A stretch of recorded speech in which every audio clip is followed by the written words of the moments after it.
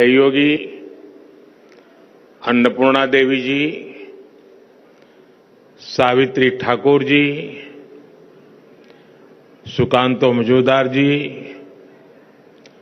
अन्य महानुभाव, देश के कोने कोने से यहां आए सभी अतिथि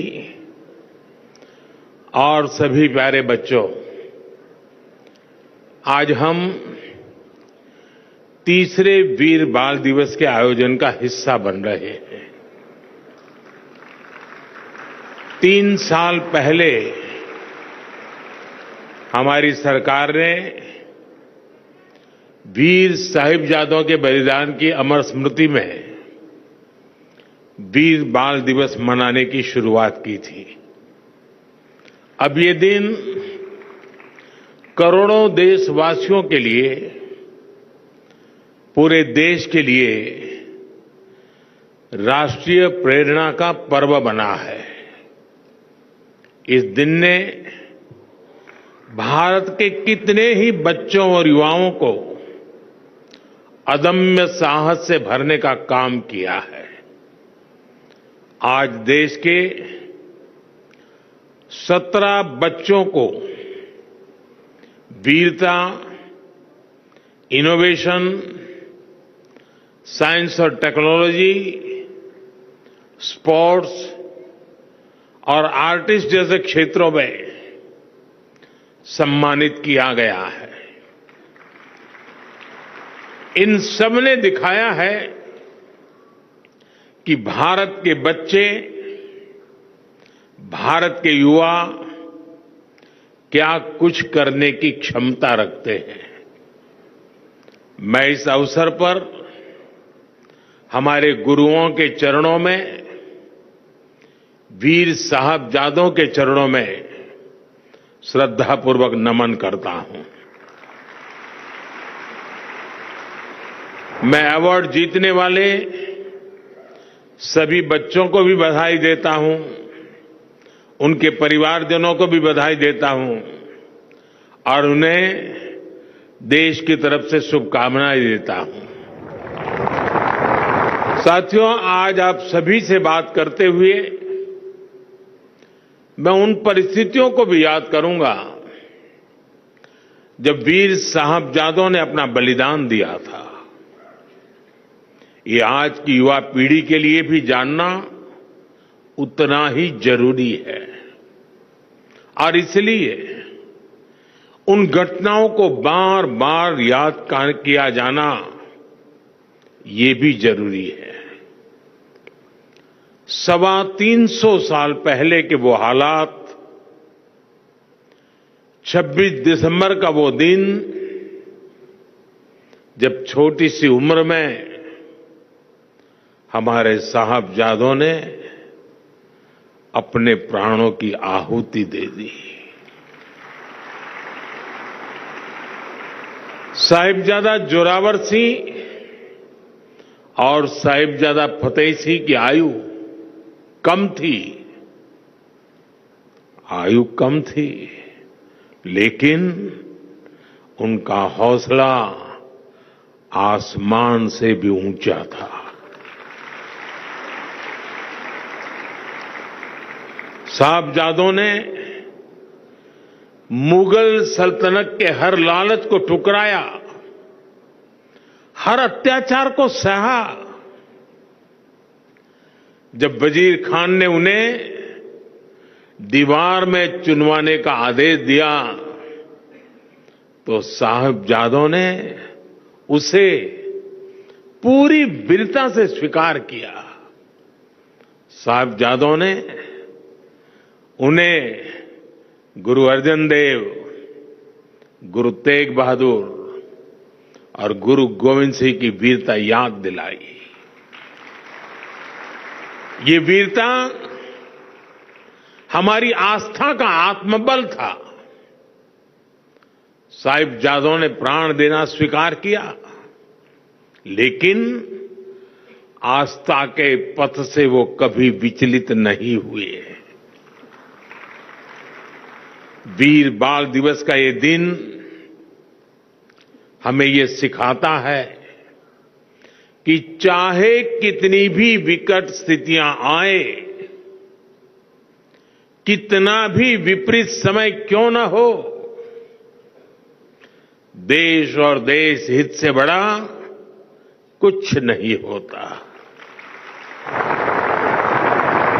इसलिए देश के लिए किया गया हर काम वीरता है। देश के लिए जीने वाला हर बच्चा, हर युवा वीर बालक है। साथियों, वीर बाल दिवस का ये वर्ष और भी खास है। ये वर्ष भारतीय गणतंत्र की स्थापना का, हमारे संविधान का 75वां वर्ष है। इस 75वें वर्ष में देश का हर नागरिक वीर साहबजादों से राष्ट्र की एकता, अखंडता के लिए काम करने की प्रेरणा ले रहा है।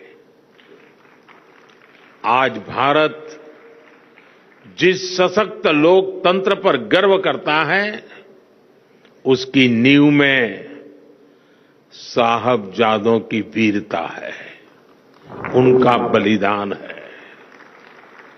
हमारा लोकतंत्र हमें अंत्योदय की प्रेरणा देता है।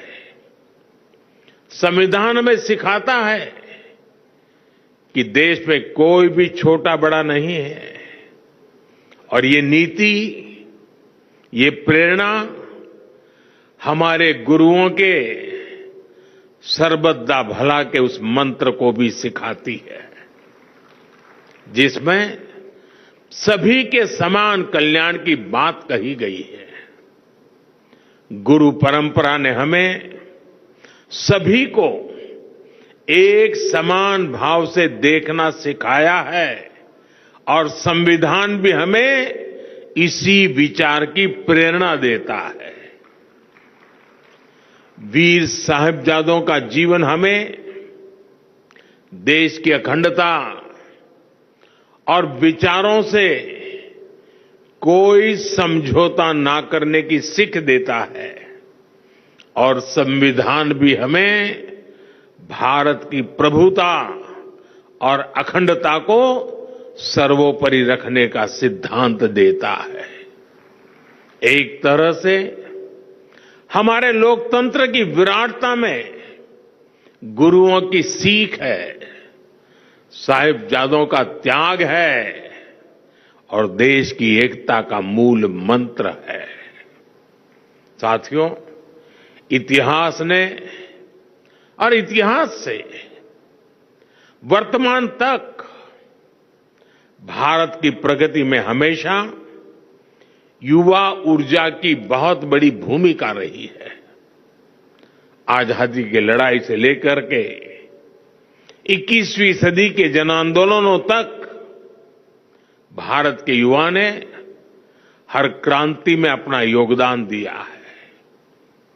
आप जैसे युवाओं की शक्ति के कारण ही आज पूरा विश्व भारत को आशा और अपेक्षाओं के साथ देख रहा है।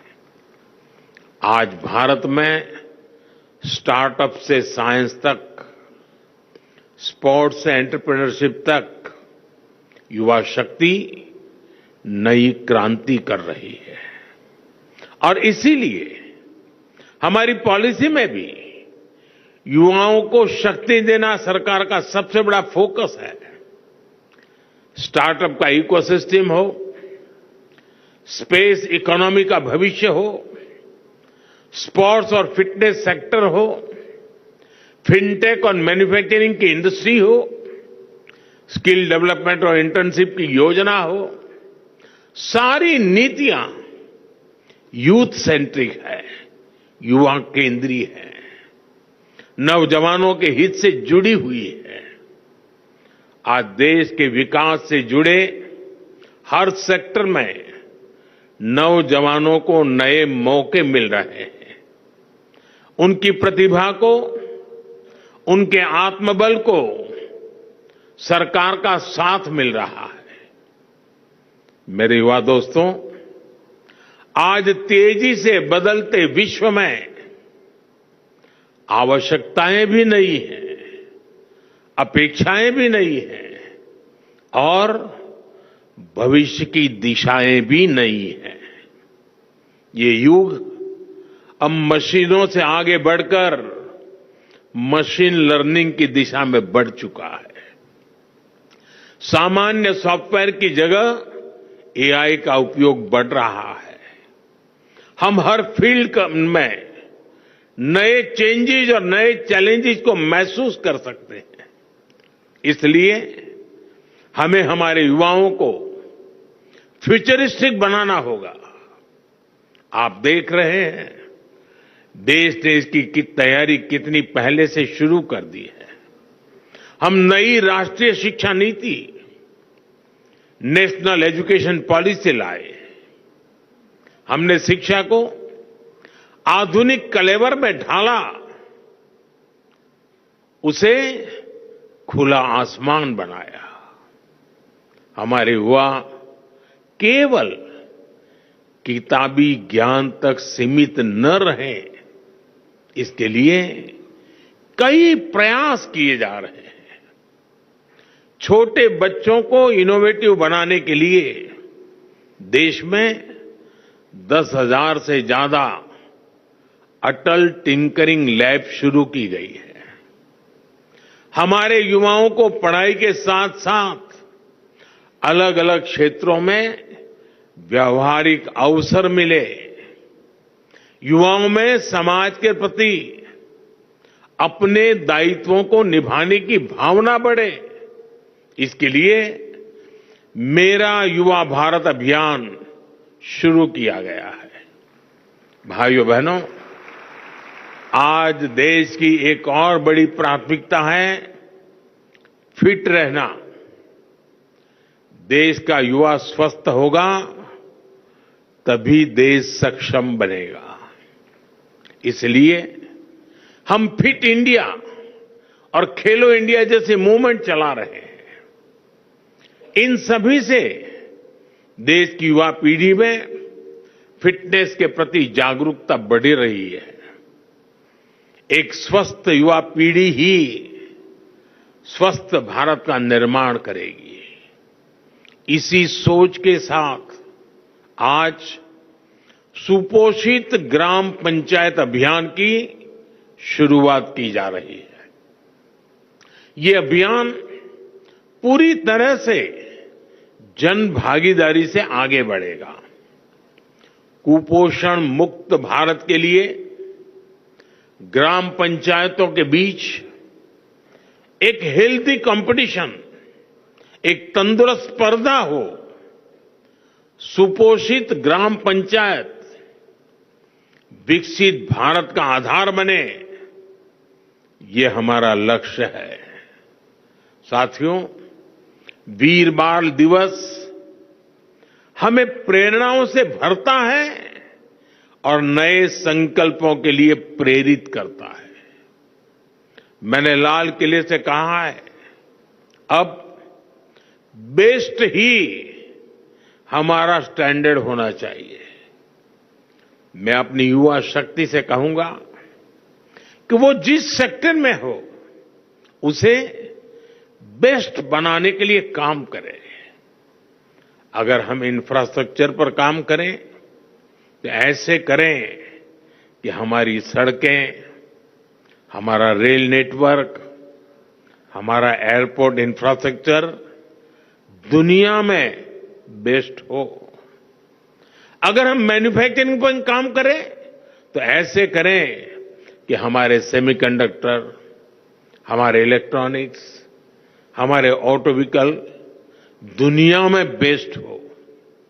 अगर हम टूरिज्म में काम करें तो ऐसे करें कि हमारे टूरिज्म डेस्टिनेशन, हमारी ट्रेवल एमेनिटी, हमारी हॉस्पिटैलिटी दुनिया में बेस्ट हो।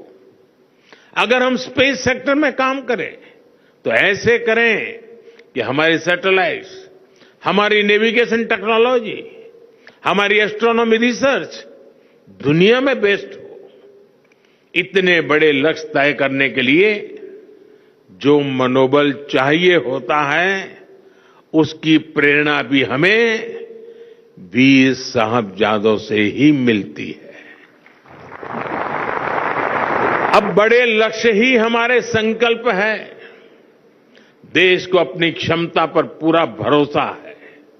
मैं जानता हूं भारत को जो युवा दुनिया की सबसे बड़ी कंपनियों की कमाल संभाल सकता है, भारत का जो युवा अपने इनोवेशन से आधुनिक विश्व को दिशा दे सकता है, जो युवा दुनिया के हर बड़े देश में हर क्षेत्र में अपना लोहा मनवा सकता है, वो युवा जब उसे आज नए अवसर मिल रहे हैं तो वो अपने देश के लिए क्या कुछ नहीं कर सकता।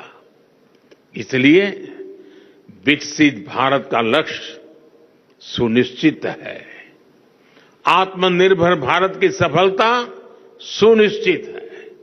साथियों, समय हर देश के युवा को अपने देश का भाग्य बदलने का मौका देता है।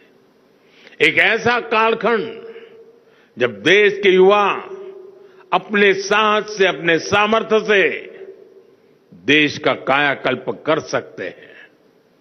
देश ने आजादी की लड़ाई के समय देखा है, भारत के युवाओं ने तब विदेशी सत्ता का घमंड तोड़ दिया था।